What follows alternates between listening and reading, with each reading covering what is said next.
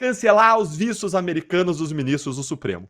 Essa é a primeira medida e é a mais falada, e não sem razão. Os Estados Unidos têm o poder, por meio do Departamento de Estado, de cancelar vistos de agentes públicos estrangeiros acusados de violações de direitos humanos mundo afora. E esse poder foi muito usado por Trump no seu primeiro mandato. E essa medida, aliás, gente, já foi defendida até pelo atual secretário de Estado Trump, o senador Marco Rubio, na gestão passada. E agora ele tem o poder da caneta na mão para implementar isso diretamente. Fala pessoal, sejam bem-vindos!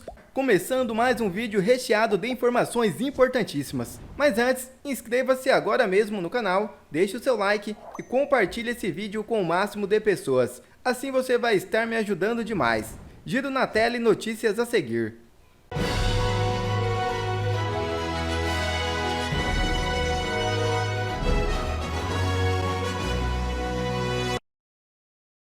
Nicolas revela plano audacioso e deixa a esquerda em parafuso.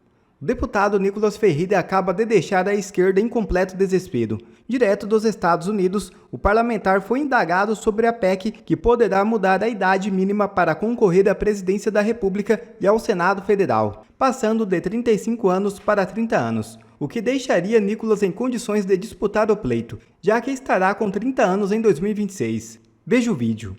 Qual que é a sua visão para 2026? O que o Nicolas vai fazer? Você vai querer um novo mandato? Você pensa alçar voos mais altos? O que você pensa? Olha, eu não descarto a possibilidade de governo de Minas. É um desafio muito grande, mas você foi o não deputado descarto, mais votado, sim, né? não descarto a possibilidade. Mas há uma PEC agora que foi protocolada, está sendo coletadas as assinaturas, feita pelo deputado federal Eros Biondini, que reduz a idade tanto de presidente quanto de Senado para 30 anos. E se essa PEC for aprovada, ela não precisa da sanção do Lula, então eu poderia concorrer ao Senado. Você faz 30 anos. E eu faço 30 anos, exatamente. Eu vou conseguir concorrer e dar o timing perfeito. E acredito que o próprio Senado é aquilo que é uma pauta onde eu já luto há bastante tempo, principalmente com relação à própria Suprema Corte do nosso país. E o Senado é o ponto de reequilíbrio para isso. Ou seja, se o Congresso conceder essa oportunidade, eu não tenho dúvidas que eu vou representar o povo mineiro, como eu acredito que eu já esteja fazendo. E Trump manda o primeiro recado ao Brasil. O presidente dos Estados Unidos, Donald Trump, afirmou nesta segunda-feira que, apesar da excelente relação entre os dois países, o Brasil depende mais dos Estados Unidos do que o contrário. A declaração foi feita durante a assinatura dos primeiros atos de seu novo mandato, quando Trump respondeu a perguntas da imprensa. Ao comentar sobre a parceria entre Brasil e os Estados Unidos, o republicano reforçou a importância dos americanos para o cenário global. Abre aspas. A relação é excelente. Eles precisam da gente. Eles precisam mais da gente. Todos precisam mais dos Estados Unidos. Fecha aspas. Lula já tratou de jogar a toalha e baixou o tom ao parabenizar Trump pela posse. Quem não deve estar nada tranquilo neste momento é Alexandre de Moraes, que ultrapassou uma linha tênue ao proibir Jair Bolsonaro de ir à posse de Trump. Dessa vez, porém, não será como 2022, onde ninguém pode sequer questionar nada. A briga agora é contra Donald Trump. Novo secretário de Estado dos Estados Unidos é anti-Lula e anti-Moraes. Marco Rubio foi aprovado por unanimidade no Senado americano. Empossado nesta terça-feira como novo secretário de Estado dos Estados Unidos, após ter sua indicação aprovada por unanimidade no Senado americano, Marco Rubio já fez críticas ao presidente Lula e ao ministro Alexandre de Moraes do Supremo Tribunal Federal, em um passado não muito distante. Em fevereiro de 2023, Rubio escreveu um artigo no qual criticava a decisão do presidente do Brasil, Lula da Silva, de se aproximar da China e afirmava que a atitude seria uma consequência do fracasso do financiamento internacional disponibilizado por Joe Biden. Quando Lula precisa de grandes quantias de dinheiro e sem perguntas, ele recorrerá à China, pontuou Rubio. Na ocasião, o republicano também disse que Biden deveria adotar uma postura firme contra Lula por causa da proximidade do petista com ditaduras. Abre aspas. Biden deve adotar uma linha firme com o novo presidente do Brasil, responsabilizando Lula por sua simpatia pelo Partido Comunista Chinês, bem como por outras ditaduras sangrentas como as de Cuba, Nicarágua e Venezuela. Fecha aspas. Rubio também criticou Lula e o ministro Alexandre de Moraes após a suspensão da rede social X no Brasil. Abre aspas. O banimento do X no Brasil sob a administração Lula levanta sérias preocupações sobre a liberdade de expressão e o alcance do judiciário. Fecha aspas. Agora, como novo secretário de Estado de Trump, vamos aguardar quais serão as medidas tomadas por Marco Rubio. Mas agora eu quero apresentar para vocês uma lista de 5 coisas que o Trump pode fazer exclusivamente para ajudar o Brasil, especialmente agora, nesse momento de início de mandato, em que a conjuntura é perfeita para isso, porque o Trump está com apetite para comprar briga grande. E ele tem o apoio irrestrito das 2 casas do Congresso americano e também tem uma folgada maioria na Suprema Corte. Sem falar da vontade imensa que o Trump está sentindo agora de fazer justiça, depois ele sentir que ele foi perseguido politicamente e injustamente por anos pelo Departamento de Justiça do Joe Biden. Vamos então direto ao ponto para ver quais são essas 5 coisas que o Trump pode fazer pelo Brasil, especialmente a quinta, que é a mais polêmica de todas e que teria um efeito negativo para o Brasil no começo, antes de melhorar a nossa situação. Vamos lá então. Medida número 1. Cancelar os vistos americanos dos ministros do Supremo. Essa é a primeira medida e é a mais falada e não sem razão. Os Estados Unidos têm o poder, por meio do Departamento de Estado, de cancelar vistos de agentes públicos estrangeiros acusados de violações de direitos humanos mundo afora. E esse poder foi muito usado por Trump no seu primeiro mandato. E essa medida, aliás, já foi defendida até pelo atual secretário de Estado Trump, o senador Marco Rubio, na gestão passada. E agora ele tem o poder da caneta na mão para implementar isso diretamente. A cassação dos vistos dos ministros do STF seria algo extremamente simbólico e poderoso, não só por retirar deles algo que eles valorizam muito, mas também porque imporia um constrangimento gigantesco ao Brasil e ao STF, já que os ministros ficariam marcados como violadores de direitos humanos pela maior democracia do mundo. Seria uma crise de imagem internacional absurda para o Supremo. Vamos para a medida número 2, bloquear bens dos ministros do Supremo no exterior. Essa medida é a segunda, porque ela anda de mãos dadas com a primeira. No passado, Trump assinou ordens executivas não só para cancelar vistos americanos e agentes públicos estrangeiros que violavam os direitos humanos, como ele também sancionou essas pessoas a terem seu patrimônio bloqueado nos bancos americanos ou então nos bancos que fazem negócios nos Estados Unidos. Essa também é uma sanção bastante pesada e que causa bastante constrangimento e dor de cabeça, porque não só a pessoa tem o seu patrimônio bloqueado, mas o sistema financeiro mundial inteiro corta qualquer tipo de relação com a pessoa, porque nenhum grande banco desses quer ter problema lá com os Estados Unidos. Tá gostando aí das medidas? Se você tá gostando, vai curtindo o vídeo e vamos para a medida número 3. Pressionar o sistema interamericano e tomar medidas contra o Brasil. Os Estados Unidos são os principais responsáveis por financiar o sistema interamericano de direitos humanos, que é formado pela Comissão Interamericana de Direitos Humanos e pela Corte Interamericana de Direitos Humanos. E o Trump ele poderia pressionar politicamente e financeiramente esses 2 órgãos para que eles deem uma especial prioridade aos casos brasileiros, como as petições já apresentadas pelo Daniel Silveira contra o Alexandre de Moraes. A condenação do Brasil na Corte Interamericana não só causaria um constrangimento gigantesco para o Brasil na comunidade internacional, como também seria uma forma de reparar as injustiças sofridas pelos presos políticos e pelos perseguidos pelo regime de censura de Alexandre de Moraes.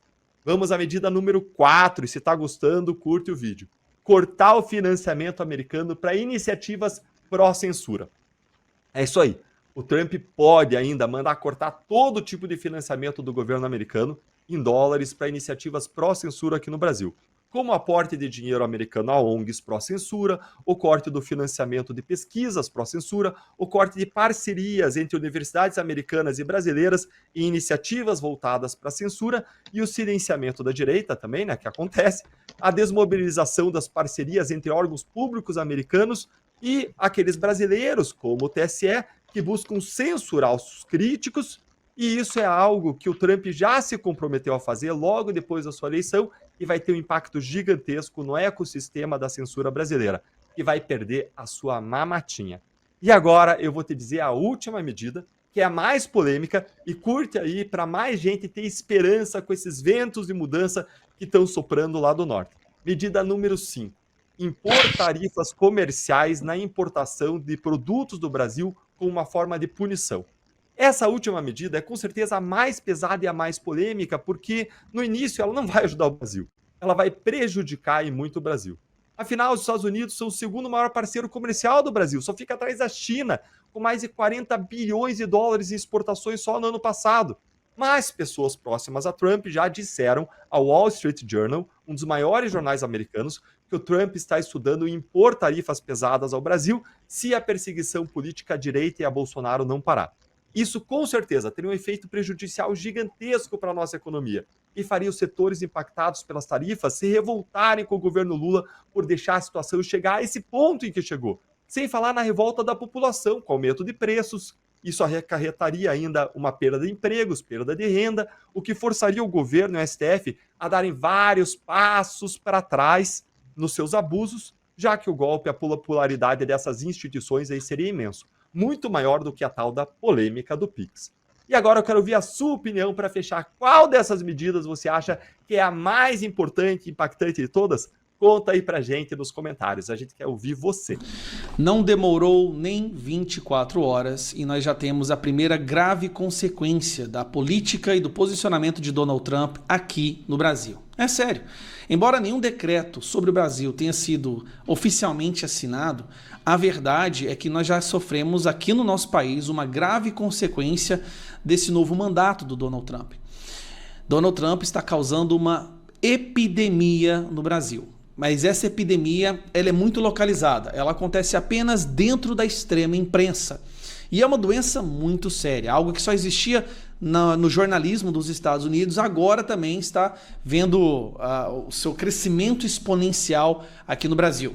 Essa doença se chama TDS, que é Trump Derangement Syndrome. Vou dar a explicação para ela aqui para vocês. Ó. É sério, não é brincadeira. Síndrome de perturbação de Trump.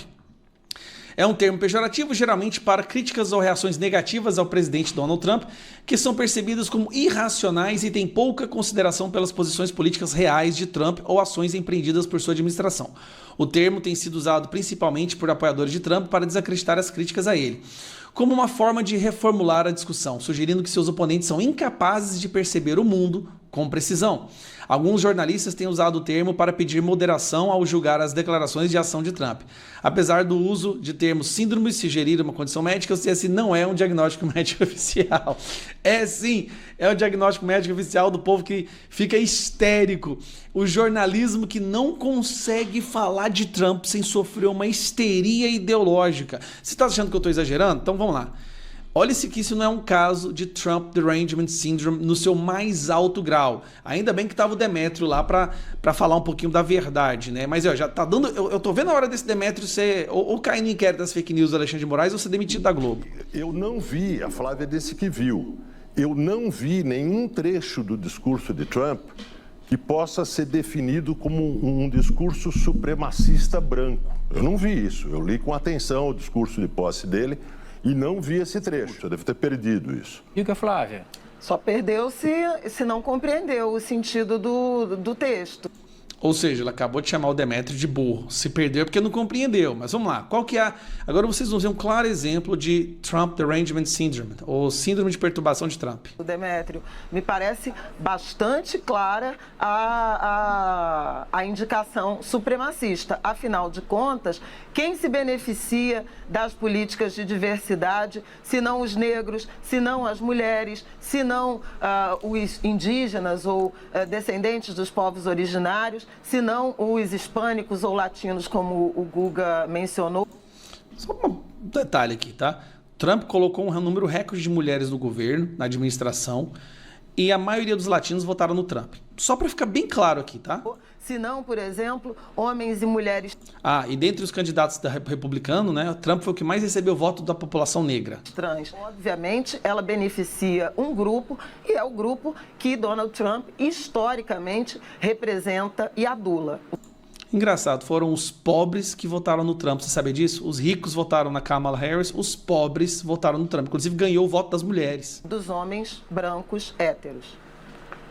Pode falar, Demétrio. Aí eu discordo completamente de você, Flávio, porque a conclusão disso que você falou é que qualquer liderança política que seja contra políticas identitárias será um supremacista branco. É complicado isso. Olha só, cara, um pouco de sanidade ali dentro da Globo. O Demétrio, eu tô começando a gostar desse cara. Não tem sobrado muita gente mesmo, Demétrio. Essa é a realidade. Ou seja, para essa jornalista, toda e qualquer pessoa que discorda da visão de mundo dela é um supremacista branco. A onda conservadora, com toques de neonazismo, neofascismo, ela se sedimenta. Você, um analista internacional, sabe disso, dos pensamentos supremacistas. Diga, Demétrio. Eu só pedi para vocês dois falarem depois eu ouvir a Carol. Eu me referia ao discurso. Que existem grupos supremacistas nos Estados Unidos e que eles adoram Donald Trump, isso é coisa que nós sabemos no primeiro mandato inteiro. Só um detalhe, o KKK, Ku Klux Klan, foi criado pelo partido de esquerda americano, tá? Só para ficar bem claro, a esquerda americana foi contra o fim da escravidão, o partido dos democratas. Te falaram isso na sua escola? Tenho certeza que não, pode pesquisar. Estou falando do discurso. Por favor, Flávia.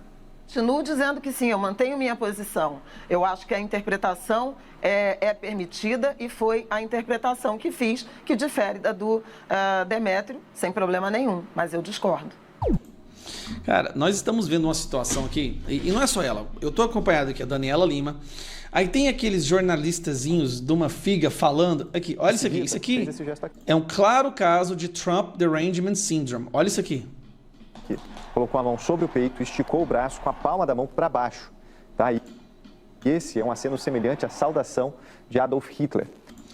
Olha que loucura, gente. Olha, na Globo também. Isso aqui já foi desmentido em todas as fontes do mundo, até jornalista de esquerda que tem o mínimo de senso está desmentindo. O que ele estava falando, eu dou o meu coração para vocês, eu dou o meu coração para vocês. Nessa fala, eu dou o meu coração para vocês, ele estava gesticulando o fato de dar o coração para o povo, como uma amostra de gratidão. E olha o que o jornalismo da Globo fala. Gente, isso aqui é o cúmulo. Musk repetiu o gesto com o braço um pouco mais baixo. Disse que o coração dele está com a plateia e que, graças a eles, o futuro da civilização estava garantido. O bilionário ainda não comentou diretamente esse gesto que ele fez, apesar de ter repostado trechos do discurso e também comentado memes. Em seguida... Cara, isso aqui é... Meu amigo, seguinte, se liberte de uma vez por todas, tá? Para concluir... Pare de assistir ou achar que você se informa com a imprensa tradicional. Não há nada que a imprensa tradicional, a extrema imprensa publica ou fala que seja próximo à verdade. E quanto antes você aprende isso, mais rápido você vai se libertar e ver a verdade, e ver as coisas como elas realmente são. Um abraço. Quer ver mais conteúdos como esse? Então inscreva-se agora mesmo no canal e ative o sininho das notificações. Assim você não perde mais nenhum conteúdo que é postado aqui no canal. E também já deixe o seu like para o YouTube ajudar a divulgar o nosso trabalho. Fico por aqui e que Deus abençoe a todos. Brasil acima de tudo e Deus acima de todos.